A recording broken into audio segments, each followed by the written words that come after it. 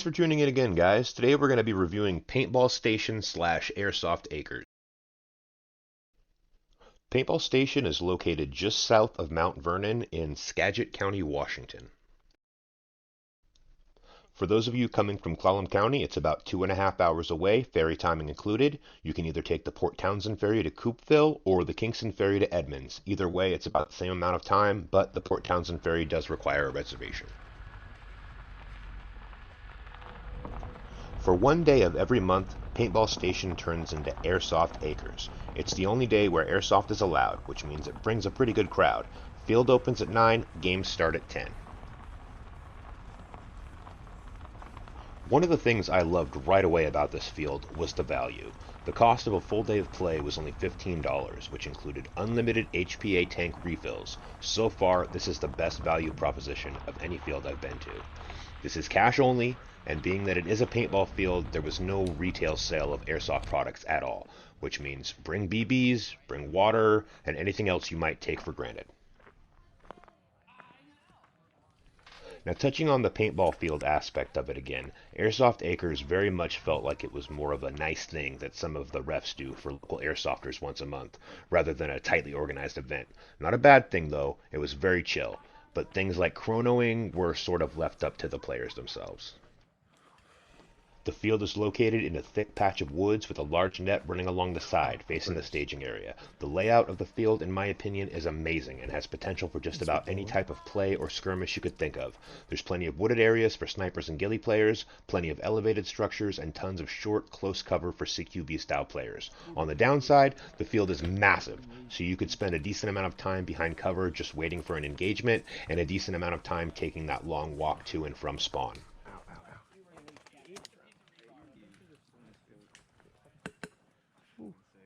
Dude, that thing sounds suppressed and amplified at the same time. So we're gonna put more foam on the inside, so it's more suppressed. Yeah. The people I played with on this day were pretty chill and excited to talk about their cool builds. It was a good mix of casual and serious players. I didn't really see any speedsoft type players, but I wouldn't expect to really see them at a forested field like this. That being said, if you are a speedsofter interested in checking it out, there are plenty of areas of the map that would work perfect for that playstyle. The staff here all seem to be on the younger side. They seem to be teenagers, but they did a good job of calling the games. However, I did not see a whole lot of rule enforcement, which we'll get into later.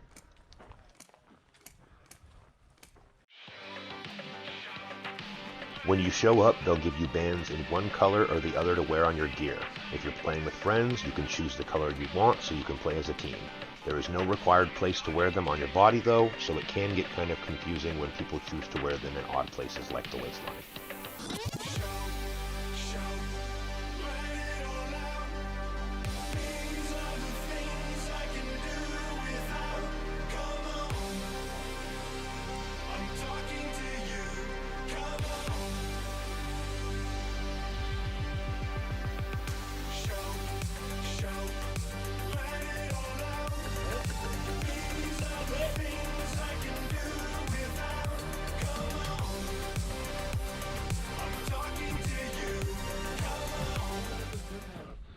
Hey, I'm not too fat to do that.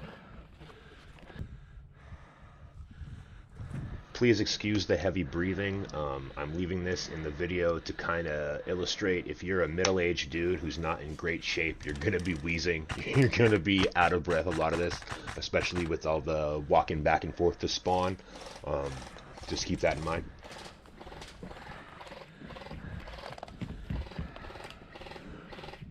Push.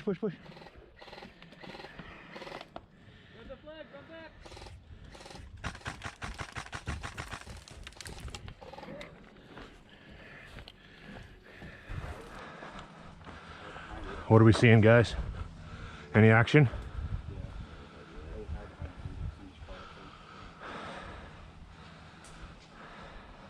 Let's go fuck myself. We got the flag and we're all the way next to the net over here on the right hand side. All right. Getting pinned down from the guys on the catwalk and a couple guys on the dirt mounds.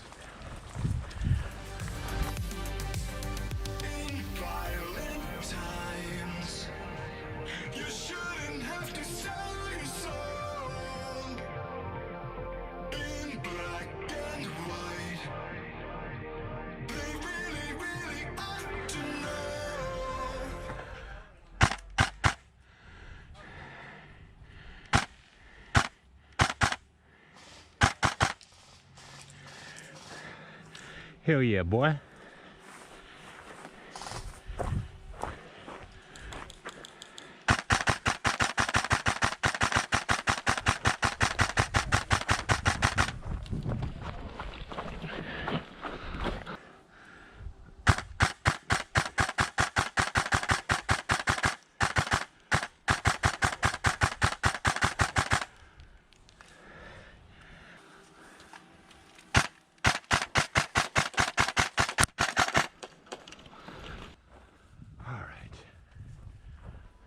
It's little structures like this that I really, really love about this field.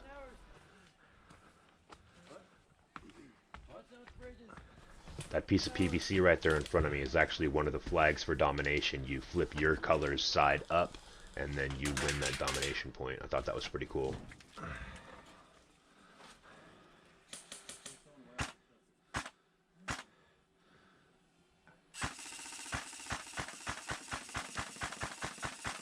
Throughout the entire day of airsofting, I only encountered one player who was not wanting to call his hits, and that's this guy on the mound, but I'd say that's pretty good for a full day of airsofting.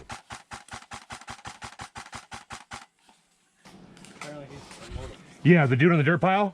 Yeah, he's fucking invincible, dude. He's on creative mode. Yeah. Up the tower! You're up tower!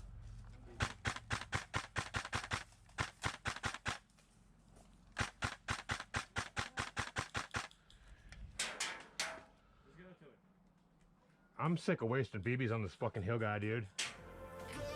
The staging area at this field is very big and allows for plenty of parking. I would recommend bringing your own fold-out table and maybe a canopy for comfort.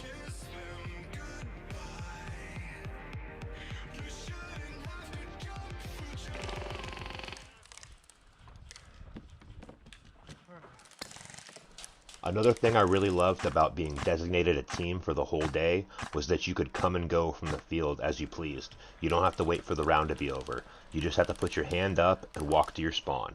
The time between games was nice and short, like 5 to 10 minutes, and the games themselves lasted a good amount of time, ranging from 15 to 30 minutes easily.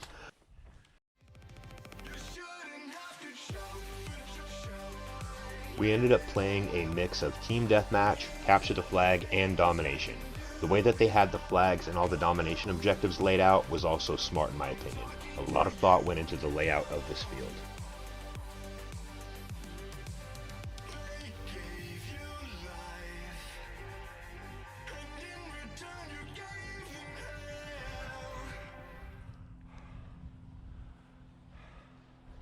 Again, be prepared to take many breathers.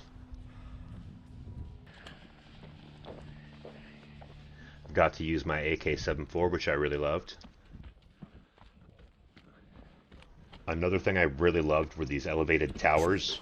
They made for some really, really fun gameplay and really switched things up when it came to elevation and stuff, and it feels really good to get a long-distance kill. Far end. I got a nice. Fuck yeah, I got a really long-distance kill. Hell yeah. And then see that hill with the shit on top of it? There's a guy hiding behind there too. I was shooting at him. Roger that. I'll watch this right side. Alright. Let's see if I can get him this way. You got him? Yeah. Good shit, dude. Good job, Max. Good shit, man. Move into this one.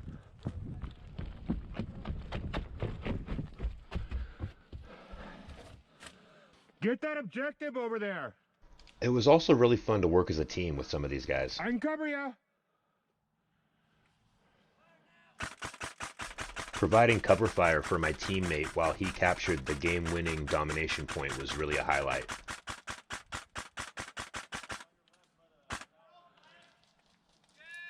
Game! Hell yeah, guys! Woo!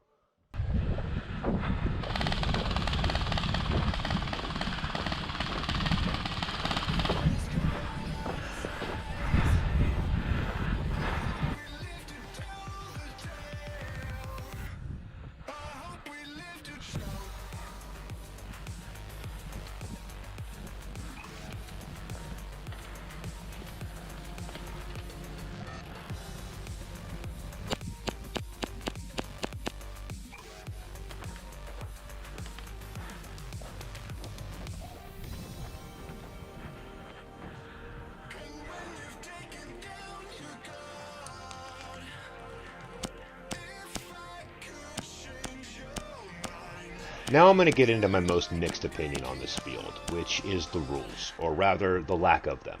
On their website they have a list of rules, but I never saw a single one enforced. The young men reffing that day did run pre-game safety meetings before the matches started, but attendance seemed optional. Now, depending on who you are, this could be a good or bad thing. Some people don't care for how strict the rules are at the fields they go to, so this could be a nice loosey-goosey change of pace for them. But at the same time, it can lead to situations like this. God damn, bro. Holy shit. From across the map. Oh shit. Like someone way down there. I was here at the end by the tin tower. Damn, no face protection? Or is it I like... had my fucking face protection on. It fucking just went right under it. No way.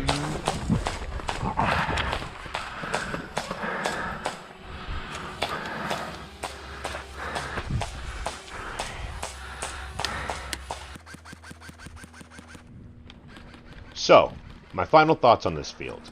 I liked it, and I had a blast. The value proposition is definitely there. However, you're going to want to bring your BBs, bring your athletic cup, and bring some good face protection.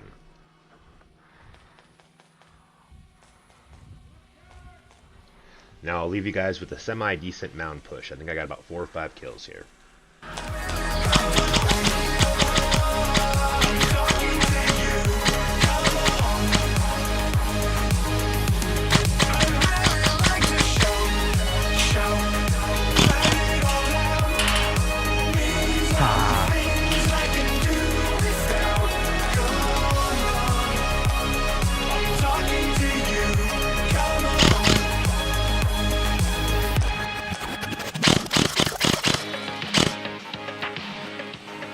Yeah, baby.